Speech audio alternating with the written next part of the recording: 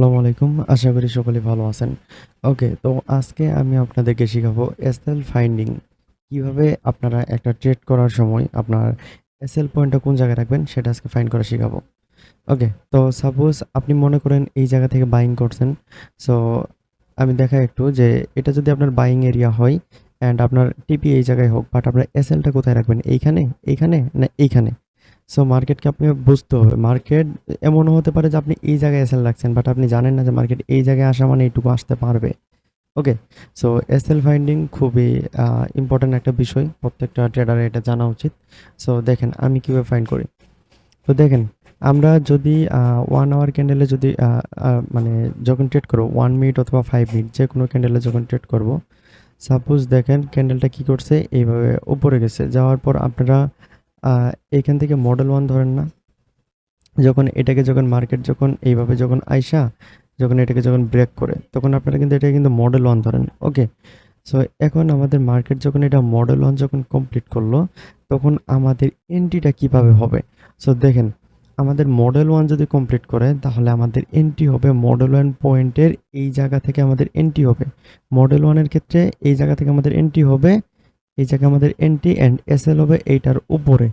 Okay, and market সেমভাবে উপরে গেছিল অ্যান্ড উপরে এগেইন গেছিল। যাওয়ার পর দেন দেখেন আমি যত শর্টকাট পারতেছি আপনাদের বোঝাই। তারপর মডেল 1 কমপ্লিট করলো।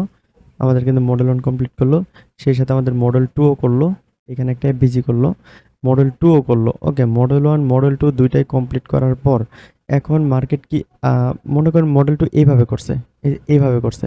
মডেল 2 করে নাই। মনে করেন যে মডেল 1 টা এভাবে নিছে। নেওয়ার পর তারপর এই জায়গায় মডেল 2 করছে। বুঝেন? সো এইভাবে যদি মডেল 2 করে, এইভাবে যদি মডেল 2 করে সে, এখন আমাদের ট্রেডটা হবে এই এরিয়া থেকে। এই এফভিজি মডেল 2 এরিয়া থেকে ট্রেড হবে এবং আমাদের এন্ট্রির এসএলটা যাবে এই মডেল 1 এর একটু উপরের যে উইক সর্বোচ্চ উইক থাকবে না? এই জায়গায় যাবে এসএল। ওকে, অ্যান্ড সেম পজিশনে মার্কেট যদি আমাদের যদি মডেল 3 করে অ্যান্ড আপনারা এগুলো আস্তে একটু বুঝবেন যে মডেল 1 কোনটাকে বলতেছে, মডেল 2। মডেল 1 কিন্তু অর্ডার ব্লক এটা। মডেল 2 কিন্তু আমাদের কিন্তু ফেয়ার ভ্যালু গ্যাপটাকে ধরা হচ্ছে। অ্যান্ড মডেল 3 যদি মার্কেট করে, সাপোজ এবার মার্কেট উপরে গেছিল এইখান থেকে, ধরেন যে এটার লেগ এই যে এইখান থেকে শুরু হয়েছিল। এটার লেগ। সো এইখানের যে লাস্ট অপোজিট কালার ক্যান্ডেল কোনটা? এখানে লাস্ট অপোজিট কালার ক্যান্ডেল এইটা, হ্যাঁ? সো মার্কেট এখন এটাকে মনে করেন যে এইভাবে একটা রেড কালার ক্যান্ডেল, একটু ডিপলি বোঝেন। দেন রেড কালার ক্যান্ডেল দেখেন আইসা মডেল 1 কমপ্লিট করলো। দেন মার্কেট মডেল 1 নিয়ে আরেকটু নিচে আসলো। আসার পর মার্কেট মডেল 2 ও করলো। মডেল 2 করার পর মার্কেট মডেল 2 টা নিয়ে মডেল 3 ও কমপ্লিট করলো। ওকে, দেখেন আমাদের মডেল 3 ও করছে। সো আমাদের যদি মডেল 3 থেকে যদি আপনারা যদি এন্ট্রি নিতে চান তাহলে অবভিয়াসলি এই মডেল 3 গ্যাপ পয়েন্টের ভিতরে একটা ফেয়ার ভ্যালু গ্যাপ তৈরি হতে হবে। ওকে, সো এখানে যখন একটা গ্যাপ 3 হয়ে এগেইন মডেল 2 এর মতো ফেয়ার ভ্যালু গ্যাপ করছে, তখন এইটা হচ্ছে আপনার এন্ট্রি পয়েন্ট অ্যান্ড আপনার এসএল পয়েন্ট কোথায় যাবে? আপনার এসএল পয়েন্ট যাবে এইখানে যে আপনার যে মডেল, এই যে মডেল 2 যে নিছে না? এই যে মডেল 2 এর উপরে। এক কথায় আপনার যে পয়েন্টটা ভ্যালিড আছে সেই যে পয়েন্টটা ভ্যালিড নাই, মনে করেন এটা নিচে, ওইটার উপরে সবসময় এসএল যাবে। অ্যান্ড যেটা ভ্যালিড আছে ওইখানে তো এসএল দেওয়ার কোনো মানে হয় না, তাই না?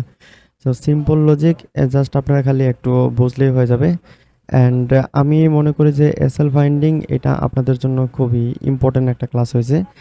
সো এইটুকুই ছিল আজকের ক্লাস। অ্যান্ড এটার যদি আরও যদি ডিপ কোনো কিছু জানা লাগে তাহলে আমাকে জানাবেন। কি বলেন? তো ভালো থাকেন সবাই। আজকের ক্লাস এইটুকুই। আসসালামু আলাইকুম।